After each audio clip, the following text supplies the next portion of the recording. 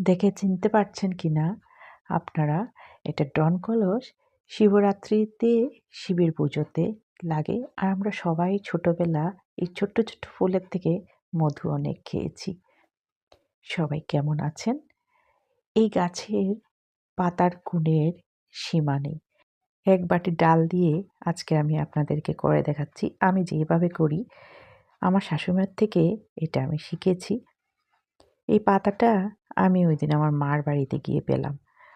আমরা তো তুলে ফেলে দিই, কিন্তু এটা কিন্তু এত গুণে সমৃদ্ধ বলে শেষ করা যাবে না। প্রথম থেকে শেষ পর্যন্ত আপনারা দেখুন। পাতাগুলো খুব ভালো করে ধুয়ে একটু ভাপিয়ে নিয়েছি। এতে একটু তিতকি ভাব থাকে।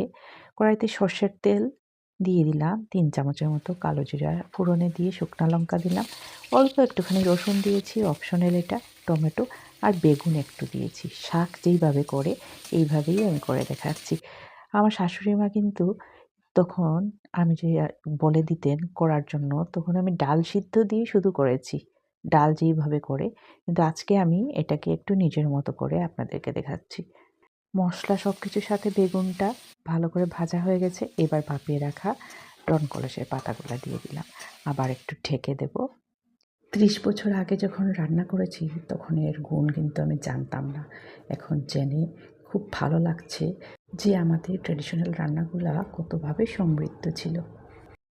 এক বাটি ডাল সিদ্ধ মিশিয়ে দিয়েছি। আপনারা দেখেছেন ডালটা আগের থেকেই সেদ্ধ করে রেখেছিলাম। আমার মায়ের ফুল বাগানে পেয়ে আর দেরি না করে নিয়ে নিলাম। আমার হাজবেন্ডও এইসব রান্না খেতে কিন্তু খুব বেশি ভালোবাসে। আর আপনাদের সাথে রান্নাটা করে শেয়ার করলাম। রান্নাটা কেমন লাগলো অবশ্যই কমেন্ট করে জানাবেন। এই পাতা যে বিভিন্ন মেডিসিনাল গুণ আছে তা আপনারা গুগল সার্চ করলেই পেয়ে যাবেন। সবাই খুব খুব ভালো থাকবেন, সুস্থ থাকবেন। আজকের ভিডিওটা এই পর্যন্তই। পরের ভিডিওতে আরও অনেক গল্প নিয়ে আপনাদের সাথে দেখা হবে। টাটা সবাইকে।